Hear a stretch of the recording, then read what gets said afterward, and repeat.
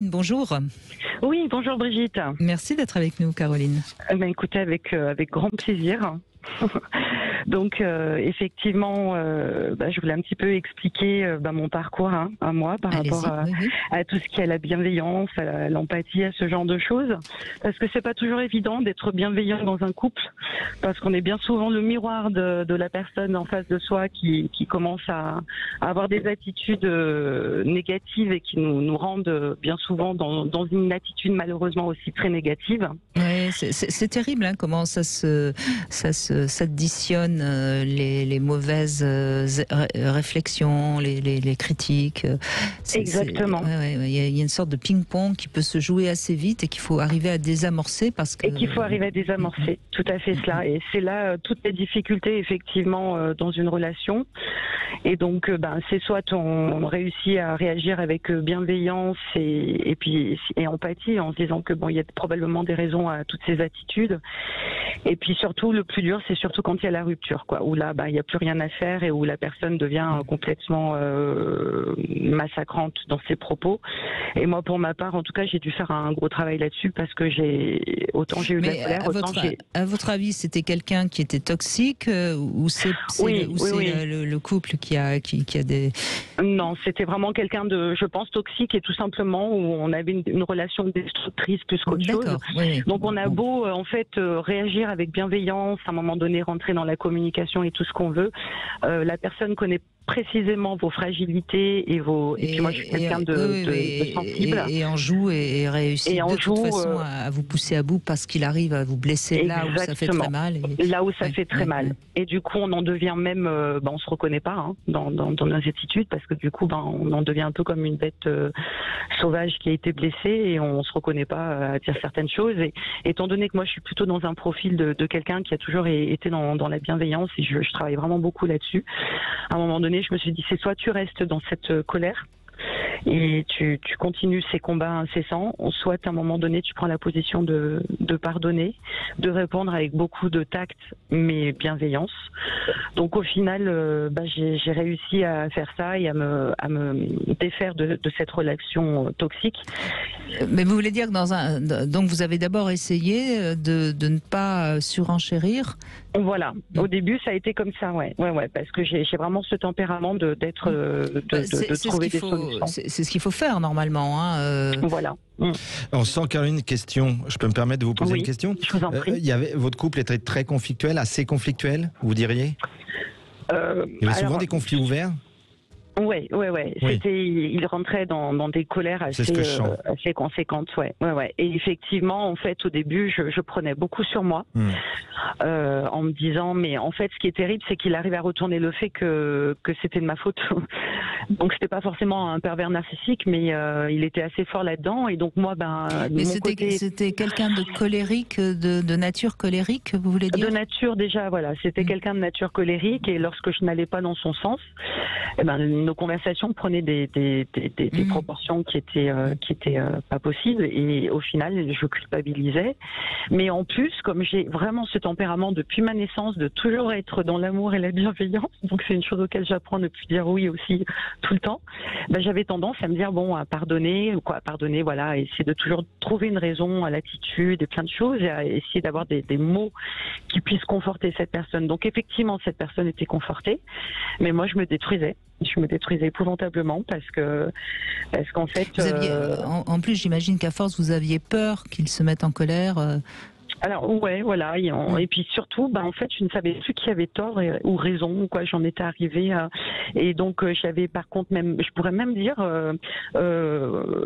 commencé à avoir une sorte de bienveillance malsaine, dans le sens où, pour moi, en fait, j'avais toujours tort. Donc ma bienveillance, elle était imprégnée par le fait que de toute façon tout était toujours de ma faute et que il fallait. Alors voilà. ce qui est intéressant, vous voyez, Caroline, je le dis pas pour vous puisque c'est fini, vous êtes partie, mais je le dis pour ceux qui écoutent. Quand on a affaire à quelqu'un qui a besoin d'avoir raison, Alors soit il se met en colère, soit il argumente de toute façon jusqu'à ce qui est épuisement. Jusqu'à ce qui est épuisement. Il y a souvent derrière une mauvaise estime de soi et donc il n'y a pas grand chose à faire. Mais ce qu'il faut c'est savoir se retirer et ne pas rentrer dans le conflit, puisque de toute façon c'est un conflit sans fin, hein, puisque l'autre voudra de toute façon. Oui, il faudra toujours avoir raison. Ouais. Donc il faut savoir se retirer. Mais le problème quand on se retire, soit en effet on perd un peu confiance en soi, ou alors on perd un peu l'amour de l'autre, et donc c'est de toute façon très compliqué. Mais la seule solution, c'est en effet de ne pas rentrer dans le conflit, parce que de toute façon, alors après, l'idéal, c'est que l'autre, à un moment donné, prenne conscience et fasse un travail. Mais si la personne n'en prend pas conscience, malheureusement, il n'y a rien à faire, quoi. Non, c'est bien ce que je vous dis, il n'y a pas grand-chose à faire. Et Caroline, je sens quand même, par rapport au feedback que vous fait Brigitte, on sent, alors je peux me tromper, mais je sens chez vous un tempérament fort, quand même, une personnalité forte. Eh bien, justement, c'est ça qui est assez fou, c'est que... vous lui teniez tête ou pas? Vous y alliez, vous, comme dit Brigitte, dans le conflit, ou vous faisiez position basse? Je vous dis que non, au début, je tenais tête, et j'ai toujours tenu tête, en fait. Sauf que je suis quelqu'un qui a une apparence, effectivement, qui suis forte. En fait, je suis aussi fragile que forte. Donc, effectivement, je lui tenais tête, mais j'entendais des mots, en fait, qui me brisaient et me tuaient à petit feu. Ouais. Et c'est comme ça que j'ai commencé à rentrer dans un silence. Mais c'est là où on peut penser qu'il avait quand même des traits toxiques, cet homme. Parce que il y avait une relation toxique à ce niveau-là, parce que j'avais vraiment perdu confiance en moi, et j'en étais vraiment arrivée à me dire, voilà. Et la bienveillance, elle était donc du coup malsaine à ce moment-là, parce que ma bienveillance, c'est ma façon de faire, sauf que je la faisais par peur, en fait. Et là, je pense pas, Caroline, si je peux me permettre, que c'était de la bienveillance. Oui, c'était l'espèce de culpabilité camouflée en quelque chose, une protection. Une protection.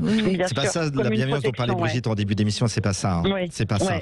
Vous justifiez un état qu'à la base vous ne vouliez pas, en fait. Si vous aviez été congruente avec vous-même, vous vous seriez dit, et vous l'étiez, parce que vous étiez mélangé, vous voyez ce que je veux dire. Vous voyez bien que c'était pas ça que vous désiriez. C'est pas ça vos attentes relationnelles dans un couple, on est bien d'accord, Caroline? Oui, c'est bien pour ça que j'ai dû à un moment donné rompre, que j'ai dû subir toutes les colères et les méchancetés qui sont parce que pour rompre avec des gens comme ça, n'est-ce pas, c'est bonbon. C'est compliqué, ça a été vraiment très difficile, en tout cas ça a une grosse souffrance, mais ceci dit, j'en suis ressortie en me disant que plus jamais je serais capable d'aimer, par exemple. Ah ben non, dites pas ça, non, mais aujourd'hui, je suis contente, j'ai rencontré quelqu'un et au contraire, je me rends compte que l'amour et la bienveillance existent encore et ça me rassure. Mais effectivement, là où je pense je suis vraiment fière de moi, c'est qu'au final, je suis pas restée dans cette colère avec cette personne et que j'ai par contre fait preuve de bienveillance à ce moment-là. J'ai compris. Mais Caroline, ce qui est intéressant dans ce que vous venez de dire, quand vous dites j'ai cru que je ne serais plus jamais capable d'aimer, ça c'est quand même une réaction assez immature de toute puissance, où on croit qu'on peut tout par amour toute seule, on va pouvoir sauver la relation. Vous voyez, non, une relation, ça se fait à deux. Et on peut être la plus aimante des femmes. On peut être celle qui est le plus capable de communiquer. Si on a en face de soi un ours qui est complètement incapable de communiquer et qui se met en colère dès qu'on le contredit, on pourra rien. Une relation, c'est 1 + 1 = 3. C'est tout le sens de la haute qualité relationnelle, Brigitte. Vous étiez avec un homme à dominante BQR, vous, Caroline, basse qualité relationnelle. Vous voyez ce que je veux dire? Et vous avez beau être HQR, vous, comme vous dit Brigitte, on ne peut pas tout faire. Il y a l'autre. Et oui, et puis moi j'ai tendance à avoir un petit côté un peu perfectionniste, donc j'ai toujours essayé d'être sa femme et sa maîtresse et sa cuisinière et ci et ça, et au final quand on se retrouve confronté à des choses comme ça, on se sent la plus nulle, la plus diminuée qui soit, parce qu'on a beau essayer d'avoir des paroles d'amour, des choses, il y a toujours une incompréhension, en fait. Et effectivement, c'est très destructeur quand on a. Mais là, si je peux me permettre une dernière chose, Brigitte, en 10 secondes, là où vous pouvez vous estimer et vraiment vous faire du bien, c'est vous dire que vous avez une estime de soi suffisamment haute de vous, une confiance en soi suffisamment haute de vous, Caroline, pour avoir décidé de l'arrêter, cette relation. Parce que je le dis à nos auditeurs, certaines personnes qui ont une estime de soi trop basse ou un manque de confiance reste dans un amour toxique. Vous comprenez? Ils restent dans un amour toxique. Et ça, c'est terrible. Mais bon, ça a quand même été aux dépens de ma santé psychologique où j'ai fait un burn-out. Quoi, je veux dire, ça a été une force intérieure que j'ai eue soudaine, mais voilà, j'ai eu de la chance, quoi. Je sais pas, ou effectivement, peut-être que je suis très forte. Mais, très forte. Non, bonne confiance. Ouais. Bonne confiance. Pourtant, j'ai l'impression de pas l'être. Oui, mais non, ça c'est vos croyances.